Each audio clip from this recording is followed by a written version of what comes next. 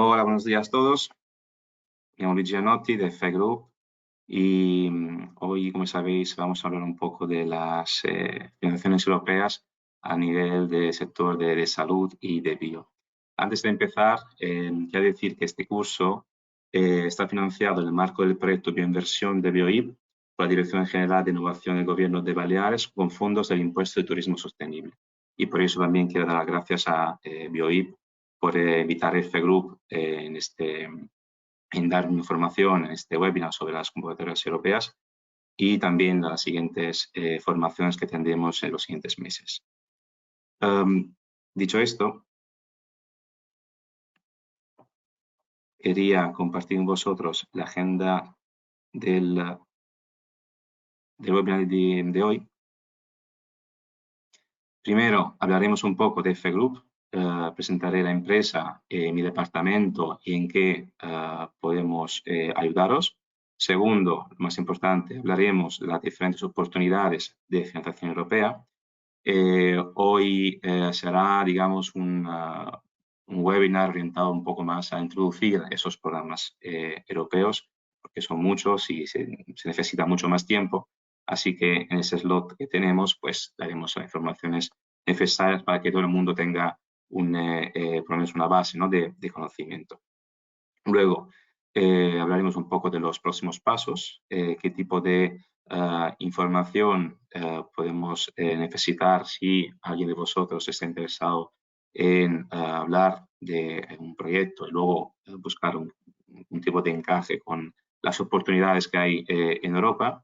Y luego tenemos unos 10-15 minutos de dudas y preguntas que podemos solucionar en este webinar, o si no, os dejaré mi correo al final de la presentación y así me podéis contactar sin ningún tipo de problema. Vale, dicho esto. Hablamos de FE Group. Nosotros somos una multinacional, trabajamos con esos clientes en el I+D y, como veis, estamos en casi todo el mundo. Yo personalmente trabajo en FI España, de la oficina de Barcelona, pero tenemos oficinas en todos los países europeos, como Francia, Italia, Portugal, Bélgica, Alemania, Reino Unido, etc. Pero también a nivel internacional, como por ejemplo en Estados Unidos, en Colombia, en Chile, en Brasil o en Japón. Tenemos más de 15.000 clientes activos en todo el mundo, una facturación de 110 millones de euros, más de 1.600 empleados y 40 oficinas. En el caso de España, como decía antes, yo trabajo en la oficina de Barcelona, pero tenemos oficinas también en Madrid, en Valencia, en Sevilla, en Bilbao, en Palma de Mallorca y aquí en está también una nueva en Pamplona y diferentes hubs estratégicos a nivel territorial, como una en Valladolid, otro en Santiago y otra oficina en Zaragoza. En España tenemos casi 4.000 clientes activos, una facturación de 50 millones de euros. Y como decía antes, pues diferentes oficinas distribuidas en todo el territorio. ¿Cuáles son los ejes principales, ¿no?, que caracterizan, digamos, el servicio de FI con sus clientes? Aquí podemos resumir todos los servicios que damos en 5 ejes principales. Uno es el eje fiscal, donde apoyan a sus clientes, por ejemplo, en Tax List e en Patent Box. Otro eje, que es el eje de las ayudas, nosotros aquí ayudamos parte de clientes de FI en ayudas europeas, ayudas nacionales, ayudas regionales y también en los últimos años también todas las ayudas relacionadas con el Next Gen. Luego, un eje fin, que es sobre, digamos, el apoyo que damos en la fiscalidad inmobiliaria. También tenemos un eje tech con las herramientas, por ejemplo, plataforma de bonificaciones, plataforma de opciones.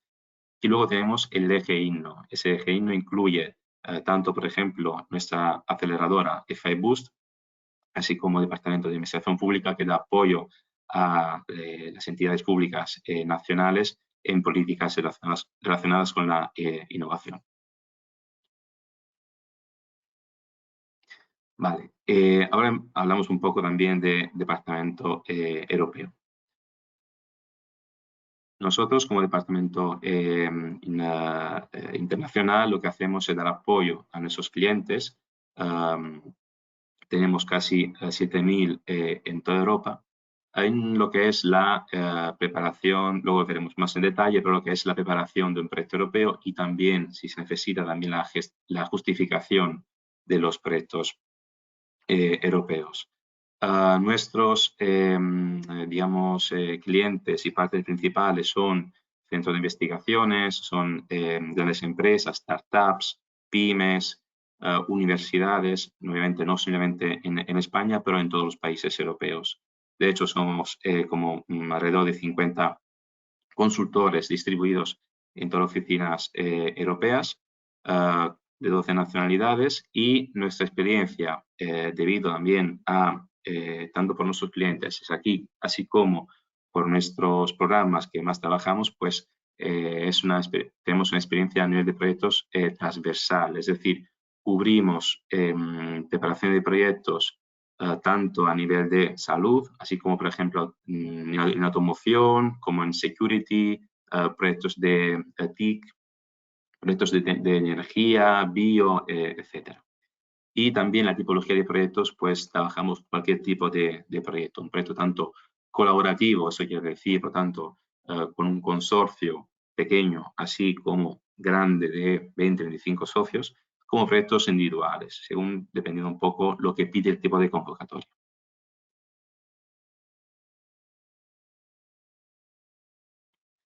Vale. Como decía antes, nosotros somos como 50 consultores. Las oficinas en que nos distribuimos son sobre todo en España, en Francia, Portugal, Bélgica, UK, Italia y Alemania. Y tenemos, digamos, una doble cara. Es decir, por un lado, damos servicio de consultoría en lo que es preparación del proyecto y también la justificación, pero también somos una empresa que participa dentro de los proyectos europeos.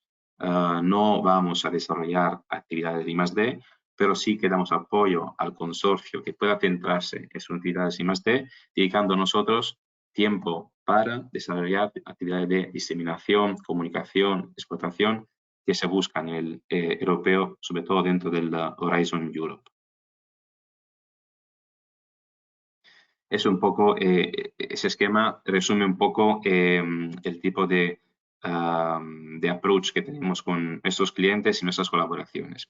Nosotros damos apoyo a las empresas, si por ejemplo son coordinadores de proyectos, por lo tanto, damos apoyo en todo lo que es la gestión de la preparación del proyecto, que es primero el encaje, haciendo un diagnóstico, miramos el topic, bueno, la línea europea, digamos, si encaja o no, preparamos luego conjuntamente el proyecto, dinamizando lo que es recibir inputs por parte de los socios, preparar luego la parte de la escritura, revisar los contenidos, organizar llamadas, digamos, de seguimiento, de follow-up desde el inicio de la preparación del proyecto hasta la presentación, y también lo que es la gestión, si el consorcio está interesado, lo que es la gestión, digamos, la justificación de todo lo que es la parte administrativa, financiera, a lo largo del proyecto, que sí que esto queda bastante tiempo. Pero también damos apoyo a nuestros clientes si simplemente son un partner dentro de un consorcio y necesitan un apoyo, digamos, en la fase de preparación de sus inputs, de su budget, etcétera, al consorcio, pues aquí también podemos ofrecer nuestros servicios. Y como decía antes, nosotros también podemos entrar dentro de consorcios europeos en ayudar, por ejemplo, el coordinador con algunas tareas de gestión del trabajo del proyecto, así como el rol de designación, comunicación, explotación que mencionaba al principio. Vale. Después de esta introducción, queremos un poco hablar de los programas europeos. Nosotros hemos seleccionado para este webinar, digamos, lo que son los Eureka Networks bilaterales, los Eurostars y, digamos, oportunidades que podemos encontrar dentro de lo que es el Horizonte Europa. Pero empezamos por los Eureka Networks y bilaterales. Antes de empezar, pero quiero también hacer una diferencia entre lo que son Eureka Networks y bilaterales y programas bilaterales y el Horizonte Europa. ¿Por qué digo esto? Porque es fácil, digamos, confundirse pensando que esos tipos de programas, Eureka Networks y programa de cooperación bilateral, siendo europeos o internacionales, mejor dicho, prevé una financiación gestionada por Bruselas, como el Horizonte Europa. No. En este caso, hay una diferencia muy marcada, que es todo lo que es Horizonte Europa lo gestiona Bruselas, la Comisión Europea, la financiación se gestiona desde Bruselas, y en este caso lo que son programas internacionales porque tienen una componente internacional, pero la gestión de la financiación es nacional y depende de cada país. Vale, dicho esto, empezando con Eureka Network. ¿Qué es Eureka Network? Pues como decía antes, es un programa internacional. Esto quiere decir que más países en el mundo, ¿no?, participan en este programa. Puedo decir ya que son todos los países de la Unión Europea, más otros países, como por ejemplo Sudáfrica, Corea del Sur, Chile, Canadá. Y es un programa que nació porque los países querían cooperar entre ellos para dar apoyo al tejido empresarial nacional que trabaja en el I+D, para que pueda colaborar con otras entidades en el mundo, ¿no? Para hacer un ejemplo de convocatorias dentro de Eureka Network, pues imaginemos que hay una convocatoria entre Eureka Network, entre, por ejemplo, España y Francia, ¿vale? Pues, ¿qué prevé ese tipo de convocatoria de este programa? Pues una deadline para una fecha X. Hay que presentar un proyecto internacional, un proyecto en inglés, y las dos partes, por lo tanto, una empresa, por ejemplo, española y una empresa francesa, pues las dos partes se presentan a esta convocatoria y presentan el proyecto en inglés.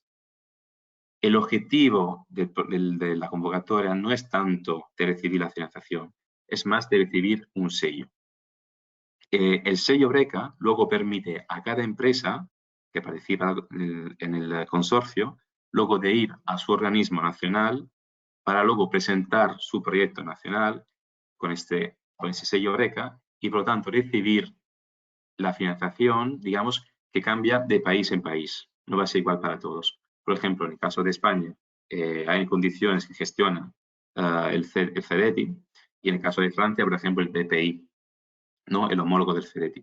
Por lo tanto, ¿qué se prevé en el caso de que se reciba este sello Eureka en España? Pues la empresa española Parcedeti presenta su proyecto nacional y lo que va a hacer es pedir las condiciones que da el CEDETI, que en este caso son un préstamo de hasta un 85% del total, del budget, con un tramo no reembolsable de hasta el 33% sobre el máximo del 75% del préstamo. Luego, no hay un budget mínimo, máximo, pero sí que hay un budget mínimo, que son de 175.000 euros para la empresa española. A nivel de TRL, o sea, a nivel de madurez de la tecnología, hablamos de una madurez entre 3 y 6. Esto quiere decir que la tecnología tiene que estar en un nivel que está entre una prueba de concepto hasta desarrollo de un prototipo, ¿vale?, para luego acercarse, digamos, al mercado. El proyecto tiene que ser entre 12 meses y 36 meses y es importante el efecto incentivador. Es decir, el proyecto tiene que empezar después de la presentación al proyecto nacional, al CEDETI. No puede empezar antes, ¿vale? Vale. Aquí quería enseñar un poco el mapa Eureka. Como decía antes, incluye todos los países de la Unión Europea, más otros países asociados como Canadá, Corea del Sur, Sudáfrica y Chile.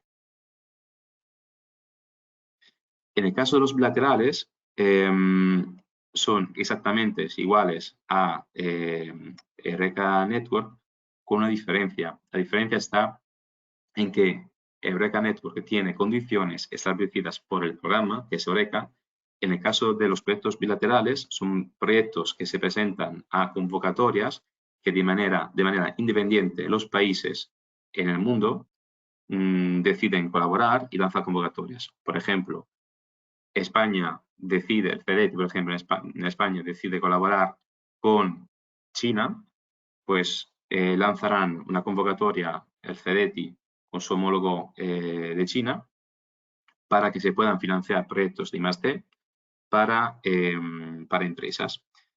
Vale, pues el procedimiento es lo mismo. Se presentan las dos partes, las dos empresas o más, a esta convocatoria que lanzan esos organismos. Se presentan el proyecto en inglés, pues los organismos analizan el proyecto, ven si encaja con lo que pide la convocatoria, si son entidades elegibles, y luego, en el caso de que sí, pues ya darán un sello, y ese sello permitirá luego a las empresas del consorcio de ir a su organismo nacional y pedir la financiación, que en el caso de los bilaterales da acceso a las mismas financiaciones que antes he mencionado con el de Eureka. Cosas importantes a tener en cuenta, tanto para los bilaterales así como para los proyectos Eureka. Es importante que el I+D sea un I+D compartido, es decir, que no haya un socio que se encargue de todo el I+D del proyecto y luego el otro que sea un simple proveedor. No ese es el espíritu y el objetivo de esos programas. Lo que quieren los bilaterales, así como los Eureka Network, es que sea un I+D compartido. Y esto también cómo se refleja, si mirar ahí en la diapo, en el presupuesto. De hecho, ningún país puede tener más del 70% del presupuesto. ¿Esto por qué? Porque quieren unos gastos más o menos balanceados entre los dos países, porque quieren que haya un riesgo compartido tecnológico, ¿no? Del I+D entre las dos partes. Son proyectos, además, porque relacionados con salud o también con bio, etcétera, porque son proyectos en que, aunque algunas veces sí que indican sectores de interés prioritario, digamos, siempre dejan la puerta abierta a cualquier tipo de tecnología para cualquier tipo de sector. Lo importante, que eso sí siempre lo remarcan, es que sea para uso civil, ¿vale? También las partes que participan en estos programas, es importante que antes de empezar la preparación del proyecto, pues hablen entre ellos sobre cómo quieren explotar los resultados. O sea, el proyecto obviamente tiene una actividad de I+D, bien, luego unos resultados, pero esos resultados, ¿cómo llegan al mercado? ¿En qué manera? ¿Cuáles son los canales? Y cómo luego las entidades quieren explotar esos resultados. ¿Qué mercados quieren introducirlos? ¿Cómo quieren venderlos? Pues estos puntos, digamos, son cosas que se tienen que hablar antes de empezar la redacción del proyecto, porque luego se va a pedir esto dentro de la preparación y también se prevé un acuerdo de consorcio que se suele presentar en la fase, digamos, internacional, ¿no? Cuando se presenta este proyecto en inglés a la Eureka o a la convocatoria entre dos países, se requiere también un acuerdo de consorcio, un compromiso entre los actores del consorcio y dentro del acuerdo de consorcio también se mencionará cómo las partes quieren explotar conjuntamente los resultados. Y creo que sí. Y es importante también el rol que tienen, sobre todo en España, las universidades o centros de investigación.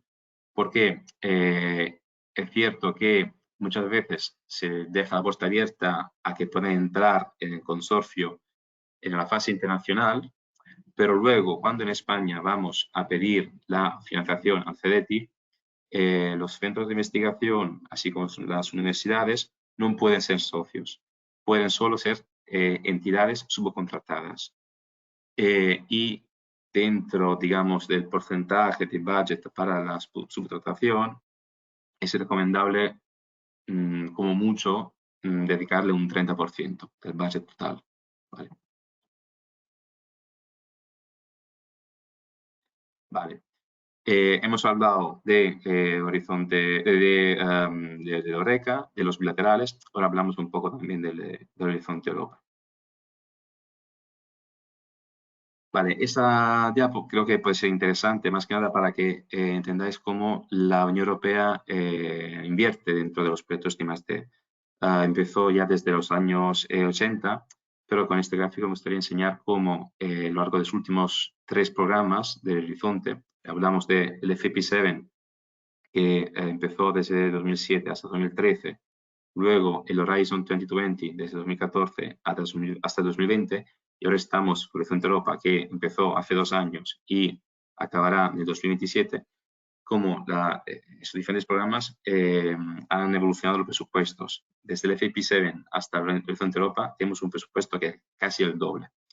Esto porque la Unión Europea está invirtiendo dentro de los proyectos y más de lo que busca es ayudar las entidades, tanto públicas así como privadas, para que se puedan desarrollar proyectos de I+D, proyectos de innovación y para que Europa sea mucho más competitiva. Vale. ¿Qué tipos de proyectos nos encontramos dentro del Horizonte Europa? El Horizonte Europa es un framework de financiación muy, muy amplio. Es imposible resumirlo en poco tiempo. Pero sí dar unos puntos principales para poder entender qué tipo de proyectos nos encontramos, qué tipo de tecnologías, etc.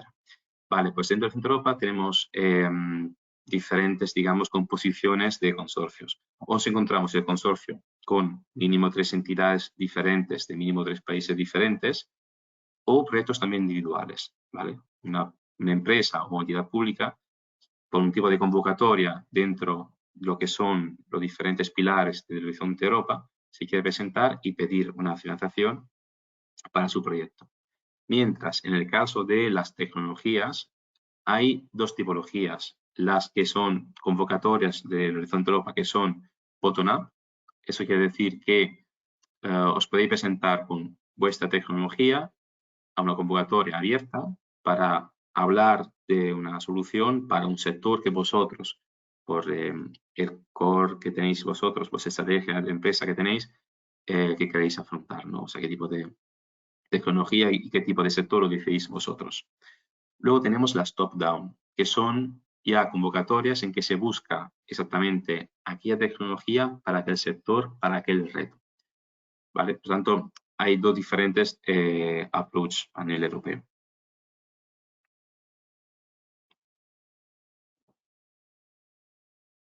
Un segundo. Vale. Vale, hemos hablado, digamos, de qué tipo de proyectos encontramos, de colaboración, individuales, proyectos de bottom-up, cualquier tipo de tecnologías, de top-down, tecnologías específicas que se buscan, pero ¿cuál es la estructura? Vale, aquí tenemos una estructura bastante amplia. Tenemos 3 pilares, donde el pilar 1 es el Excellent Science y lo que veis abajo, el Widening Participation and Strengthening the European Research Area, son 2 sectores que no vamos a hablar hoy porque están muy relacionados con, digamos, el mundo de centros de investigaciones, universidades e investigadores. Nos centramos mucho más en el pilar 2, en parte del pilar 3 y la mission. Las missions son tipologías de convocatorias muy orientadas a un reto muy específico. En este caso, en caso de salud, por ejemplo, podéis encontrar convocatorias relacionadas con la lucha contra el cáncer. ¿Verdad? En el caso, pero del pilar 2, nos encontramos los proyectos europeos más comunes, ¿no? De grandes consorcios, con grandes actores o, por ejemplo, grandes empresas que colaboran con centros de investigación, universidades, pero también con pymes, con startups muy internacionales, ¿no? De grandes presupuestos, pero para que lo sepáis, este pilar 2 está dividido en clústeres. ¿Qué son los clústeres? Clústeres se pueden entender como, por ejemplo, grandes conjuntos de convocatorias relacionadas entre ellas por el sector. Por ejemplo, en el caso del clúster 1, del pilar 2, nos encontramos el clúster de Health. Esto quiere decir que aquí tendremos todas las llamadas europeas del mundo health. Luego, a la hora de definir qué tipo de convocatoria hay que ir, la estructura es mucho más amplia. Nos encontramos el clúster, por ejemplo, Cluster Health. Luego nos encontramos dentro del clúster, así como el Health, o sea, vale para el Health, así como el resto de los clústeres, unas destinations que serían como unos objetivos macros muy amplios o que van hacia un reto, digamos, en común. Y dentro de destination nos encontramos las convocatorias, las calls, y dentro de las calls nos encontramos los topics. Cuando hablamos de convocatorias específicas, hablamos de topics. Un topic es una convocatoria europea que lo que dice es, necesito esos tipos de tecnologías para que me solucionen justo este tipo de problema y tenéis a disposición este presupuesto y quiero este proyecto presentado para esa fecha. Eso es la información que nos da un topic. Vale, pues dentro del clúster 1 de Health nos encontramos muchísimos topics, así como el resto de los clústeres. El clúster 2, por ejemplo, es el clúster para convocatorias de cultura y creatividad. El clúster 3 es el sobre Civil Security for Society. Luego nos encontramos el clúster 4, que es Digital Industry Space. Clúster 5 son convocatorias para la lucha con el cambio climático, energía y convocatorias para la movilidad. Y luego el clúster 6, que es para convocatorias de agrofood. Luego tenemos el pilar 3, que es un pilar que incluye convocatorias orientadas mucho a ayudar pymes en sus desarrollo de sus proyectos, pero también ayudar, digamos, la colaboración entre el mundo público-privado, sobre todo entre pymes y policymakers, asociaciones, para que puedan colaborar para desarrollar nuevos servicios, así como nuevas tecnologías para retos, digamos, más sociales, si se puede decir así.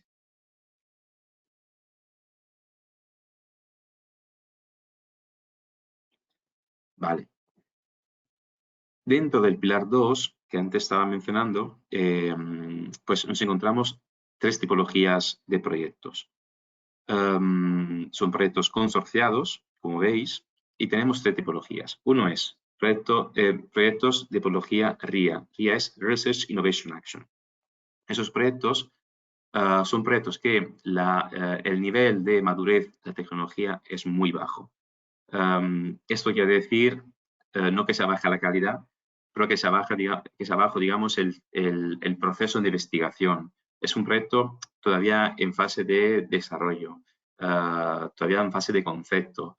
Como mucho, se ha llegado a un primer prototipo que ni todavía se ha testeado. Y son proyectos, por lo tanto, con un riesgo muy alto a nivel tecnológico y que prevé una cofinanciación del 100%, tanto para entidades públicas así como entidades privadas.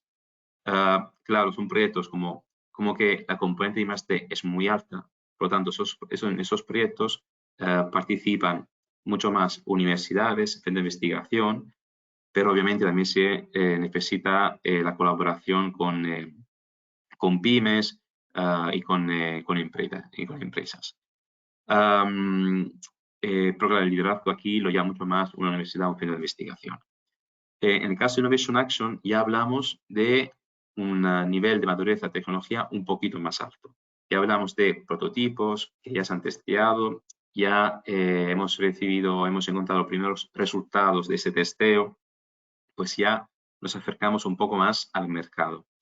Aquí son proyectos, por lo tanto, hablamos ya de mercado. ¿Qué quiere decir esto? Quiere decir que ya los actores principales dentro del consorcio no son tanto las universidades, el centro de investigación como en el caso del área, son más las empresas, grandes empresas, pequeñas empresas, pero que colaboran con los centros de investigación en universidades.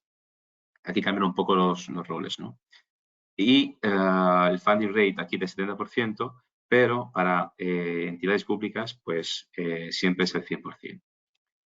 Y finalmente nos encontramos las CSAs. Las CSAs, o sea, Coordination and Support Action, son diferentes de las RIAs y las IAs. Porque si con RIA e IA hablamos de investigación, desarrollo, innovación, en el caso de la CSA hablamos de tipología de proyectos en que lo que se busca es más una colaboración, una cooperación entre entidades públicas y privadas a nivel europeo para generar buenas prácticas, nuevos servicios para problemas que hay en común y luego transferirlos entre las diferentes partes para que haya un impacto mayor a nivel local.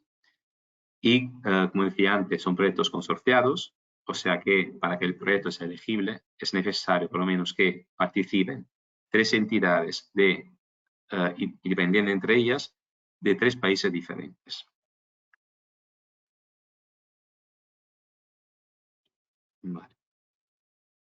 Vale, pero ¿cuál es el origen de esas entidades para que puedan ser proyectos elegibles? Pues obviamente son los países de la Unión Europea, ¿no? O sea, cualquier entidad público-privada que quiera participar dentro de un consorcio europeo necesita ser una entidad de la Unión Europea. Pero la Unión Europea va un poquito más allá también. Abre las puertas también a lo que llama Associated Countries, que son países que no son Unión Europea, pero que están en fase o de entrar a la Unión Europea o que tienen una muy buena colaboración con la Unión Europea, o están en proceso, digamos, de aceptación dentro del marco europeo, y la Unión Europea abre la puerta también a esos países. Por lo tanto, entidades también de Associated Countries pueden entrar y recibir la financiación. También haciendo investigaciones de los países en desarrollo. Pero hay también países que no pueden recibir la financiación. Esos países no son, por lo tanto, ni los países de la Unión Europea ni los países asociados, son el resto de países industrializados y de economías emergentes. Pero la Unión Europea tampoco quiere excluir esos países de la colaboración con los proyectos europeos de Horizonte Europa dentro del Pilar 2. Lo que quiere hacer es establecer, cuando haga falta, acuerdos de colaboración en que se establece si las entidades pueden participar o no dentro del proyecto, si pueden participar como socios o no, y también acordarse con los gobiernos de los países, de esos países, digamos, extraeuropeos, para saber, en el caso de que sean socios, cómo se va a gestionar la financiación. Lo digo porque la mayoría de los países dan la posibilidad a las propias entidades públicas y privadas de participar en sus proyectos europeos y pagando con el presupuesto nacional digamos, la partida de presupuesto que tienen esas entidades en estos consorcios. O si no se prevé esa posibilidad a nivel nacional, pues esos países, esos socios suelen decir, vale, estamos interesados, pero queremos colaborar fuera del consorcio. Firmamos una carta de interés, una letter of intent o intent, y se prevén, digamos, unas tareas para esos socios que son más de un follow-up, más de advisor, de comprometerse en amplificar el impacto que puede tener el proyecto también en el local. Imaginemos socios de Japón, ¿no? Por ejemplo. Países lejos, ¿no?, de la Unión Europea, pues se comprometen en difundir los resultados del proyecto también a nivel local. Pero claro, aquí no tendrían un presupuesto, a no ser que el gobierno diga, no te preocupes, pues yo te cofinancio ese tipo de gasto.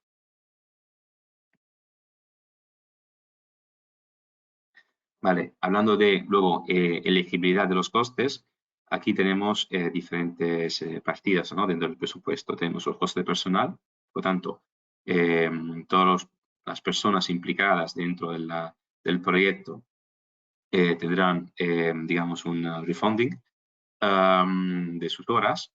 Luego, costes de subcontrataciones, lo que se llama purchase cost, que incluye costes de viajes, compra de equipment, y other cost categories, que serían es una partida de presupuesto dedicada para convocatorias en que se lanzan luego a través del proyecto otras mini convocatorias para que las empresas se puedan presentar, participar en retos macros que tiene este proyecto ya financiado y pueda colaborar en el momento muy indicado.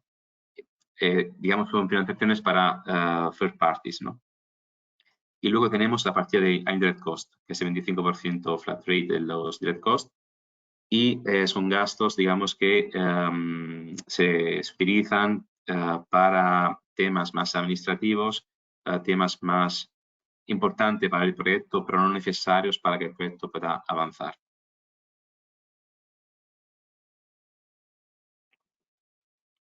Vale. Ahora entramos un poco más en detalle dentro del clúster 1 de Health del Horizonte Europa. Vale, como decía antes, hay muchísimos topics, ¿no? Estas llamadas muy específicas que buscan unas convocatorias, que buscan una tecnología específicas para un sector específico. Pero había su destination, ¿no? Estos grandes objetivos donde luego dentro encontramos en cada destination diferentes topics y llamadas europeas. Aquí hay como 6, las 6 principales, digamos, macro objetivos o challenging que tiene el programa de Horizonte Europa dentro del clúster 1 de salud. Esto quiere decir que aquí se buscan ese tipo de tecnologías que pueden ayudar, por ejemplo, a mantener una vida saludable a los ciudadanos europeos, a promover la salud, sobre todo alrededor de un entorno de trabajo, soluciones que hacen frente a las enfermedades, soluciones que puedan garantizar un acceso y una atención sanitaria a todos los ciudadanos para no dejar nadie excluido, ¿no?, de la atención sanitaria. Luego, herramientas, en este caso sobre todo digitales, para que la sociedad sea mucho más saludable, por tanto, herramientas que puedan ser de objeto y se puedan implementar dentro del sistema sanitario y finalmente todas las soluciones, tecnologías que permiten luego a la industria también ser competitiva dentro de la salud. Vale, pues imaginemos que por cada uno de estos destinations hay muchísimos topics y, como decía antes, cada topic tiene sus deadlines. Para este año, para 2023, nos encontramos dos deadlines principales. Una es el 13 de abril, o sea, en 2 semanas, y otra es el 19 de septiembre. Luego tendremos otras deadlines para esos topics también en 2024. Por tanto, resumir todos los topics iba a ser imposible porque son más de 40, 50 topics, pero sí tenemos más o menos macrosectores de las tecnologías que se buscan. Nosotros, por ejemplo, en este caso, si venís con una idea de proyecto, una tecnología que puede encajar con unos topics, la podemos buscar, ¿no?, donde hay más encaje, indicaros qué tipología de topics puede ser más interesante para vuestras soluciones.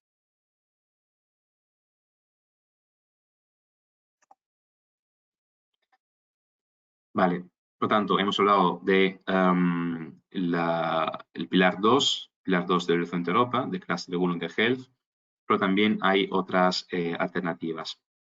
Estas alternativas son, por ejemplo, los EICs, European Innovation Council. Aquí encontramos dos principales EICs, que es el EIC Transition y EIC Accelerator. Son convocatorias orientadas a pymes. En el caso de EIC Transition, se prevé una participación tanto individual así como consorciada y hablamos de un TRL entre 3 y 6, es decir, un nivel inicial, un primer testeo de la tecnología, hemos llegado a un primer nivel de prototipo. Son proyectos bottom-up. Si os acordáis, al principio lo he explicado. Bottom-up es cuando vosotros vais con vuestra tecnología para vuestro sector. Por lo tanto, aquí, un proyecto de salud, pues si tenéis una solución muy novedosa a nivel tecnológico disruptiva en todo el territorio europeo, sino internacional, pues puede ser una convocatoria interesante. ¿Vale? A nivel de financiación encontramos el 100% del presupuesto financiado a fondo perdido, pero hay un máximo de 2,5 millones de euros de presupuesto financiado. En el caso del IC Accelerator, aquí tenemos un TRL ya un poquito más alto, un TRL entre 6 y 9. Esto quiere decir que ya estamos hablando de tecnologías que le queda muy poco para entrar en el mercado. Por lo tanto, si ya tenéis tecnologías ya testeadas, pero que os faltan las últimas análisis para que luego pueda ya entrar en el mercado, pues esto puede ser una convocatoria interesante, un programa interesante. Aquí no se prevé la posibilidad de entrar en consorcio, tiene que ser una participación individual. Como antes, también es bottom-up, es decir, vosotros podéis decidir qué tecnología y qué sector queréis aplicar a vuestra tecnología. En el caso del presupuesto, si en el transition es el 100% a fondo perdido, en este caso tenemos hasta un 70% con un máximo de 2,5 millones de euros de cofinanciación a fondo perdido. Y aquí también, pero hay una posibilidad de un apoyo a través de equity. El equity hay un máximo que es de 15 millones de euros. Y finalmente tenemos el programa Eurostars. El Eurostars no es un programa que encontramos dentro del Horizonte Europa, dentro de los pilares de esa estructura, es un programa aparte. Aquí el procedimiento del Eurostars es igual que el Eureka Network y los bilaterales que hemos comentado al principio de este webinar. Prevé una colaboración entre dos pymes intensiva de I+D de dos países diferentes que lanzan una convocatoria. Pero ¿cuál es la diferencia con Eureka Network y los programas bilaterales con Eurostars? Está en las condiciones de la financiación. En Eurostars también el CDETI gestiona la financiación. La empresa española recibe el sello Eurostars, va al CDETI, presenta su proyecto nacional, pero en este caso recibe una financiación a fondo perdido. En el primer caso era préstamo, a contrato no reembolsable, aquí es fondo perdido. Pues para pequeñas empresas hay una financiación de hasta el 60% del presupuesto. Para las medianas empresas, hasta el 50% del presupuesto, pero hay un mínimo de este apoyo financiero de 400.000 euros. Vale, como decía antes, al principio, pues esta hora de webinar, ahora tenemos unos 15 minutos también de preguntas. En esta hora de webinar queríamos daros una introducción a los principales programas, sus características, para que sepáis si queréis participar, qué escenarios podéis encontrar. Nosotros, como decía, siendo una consultora que damos apoyo a los clientes en lo que es la identificación del proyecto, el encaje de los convocatorios, etcétera, podemos ayudaros en esto. Para hacer esto, ¿cuál es el tipo de información que necesitamos? Pues necesitamos saber de qué va el proyecto, obviamente. Los objetivos del proyecto, cuáles son los aspectos novedosos del proyecto, ¿no? ¿Por qué se diferencia de estos proyectos? También un presupuesto, cuál es el presupuesto que se espera para ese tipo de proyecto. Y también si es un proyecto que,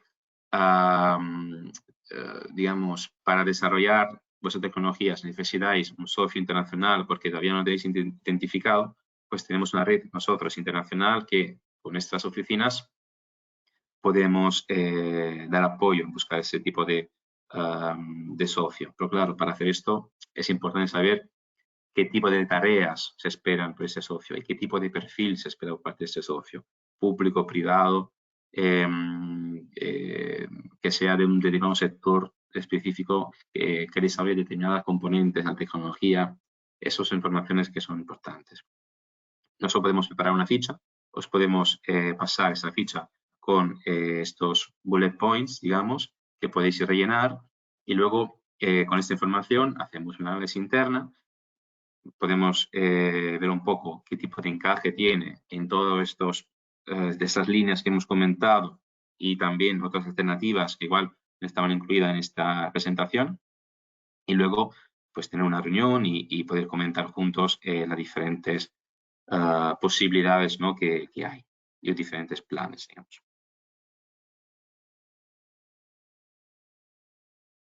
Vale, antes de dejar la última diapo con mi correo, pues quería a través del chat podéis hacer vuestras preguntas. Tenemos unos 12 minutos, así que si queréis podéis escribirlas y intentaré responder, y si no es posible en este momento, pues ya responderé por correo. A ver si hay alguna pregunta.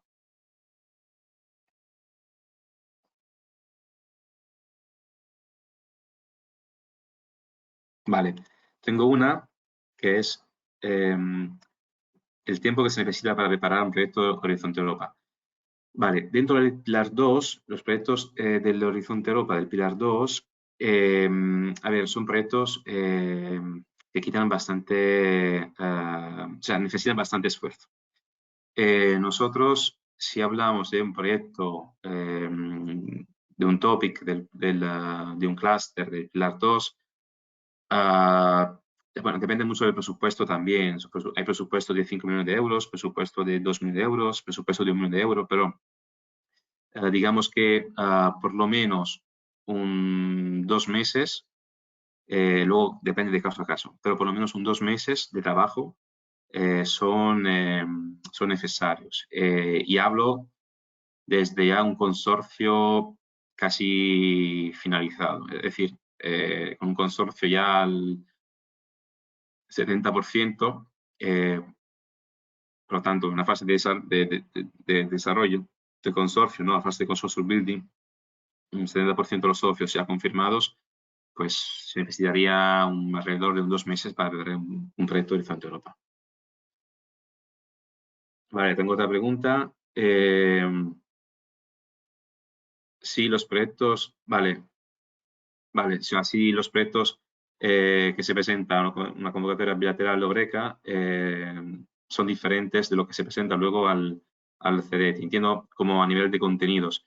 A ver, claro, cuando presentamos un proyecto para recibir un sello a una convocatoria bilateral, una convocatoria Eureka Network, una convocatoria también Eurostars, que hemos mencionado antes, aquí hablamos de transmitir, la voluntad de transmitir a los organismos que van a analizar esos proyectos cuáles son las sinergias de colaboración entre diferentes entidades del consorcio, qué actividades las dos partes van a llevar a cabo y cuál es el objetivo del proyecto.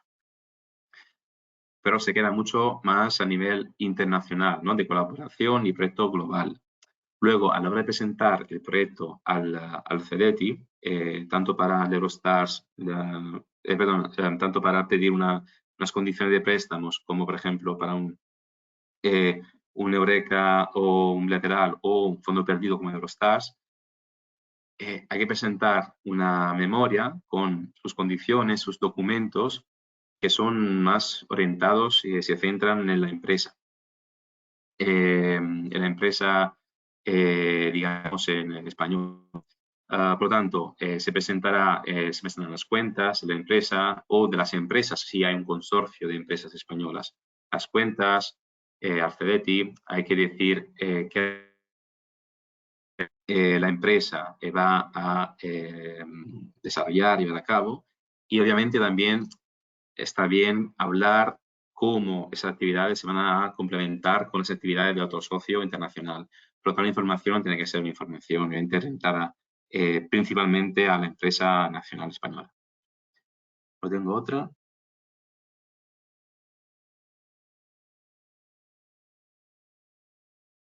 ¿Cuál es la proporción de clientes relacionados con el sector bio con los que trabaja FI? Es difícil contestarlo. Esto hay que hacer un análisis estadística interna, porque tenemos más de 7.000 clientes y dar un número mismo, pues es sincero, resulta complicado. Pero gracias por la pregunta, intentaremos responder a este dato. decir, pero sí que presentamos bastante proyectos. Nosotros a nivel bio pues presentamos proyectos tanto para convocatorias digamos que prevén consorcios más reducidos, ¿no? Como por ejemplo las que acabo de mencionar, así como convocatorias más grandes para Horizonte Europa. El sector bio, así como o el sector health en general, son sectores en que, sobre todo, health, son sectores en que los actores son un poco más diferentes. Aquí también hablamos en el sector, por ejemplo, de health, también en hospitales. Por lo tanto, habría que incluir también actores que salen un poco, digamos, de nuestra cartera de clientes y ya son más partners, digamos, más que probablemente exactamente clientes. Pero es un dato que lo podemos analizar. Habrá que hacer un screening de los clientes que tenemos y dar ese tipo de proporción. ¿Alguna pregunta más?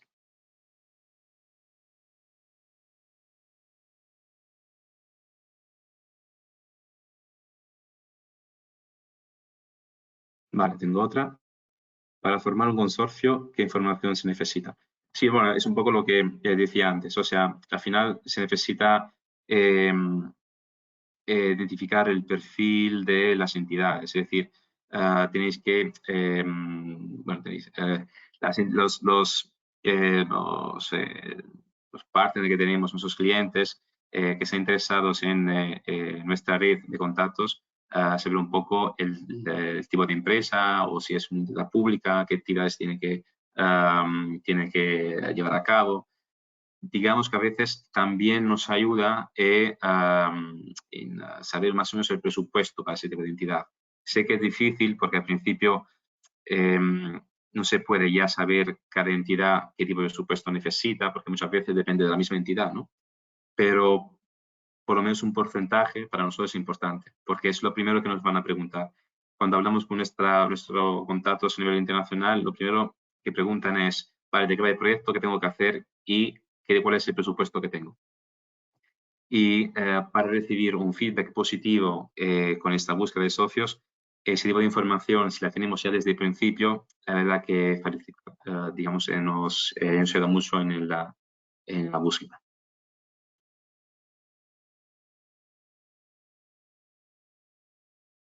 No sé si alguna preguntita más.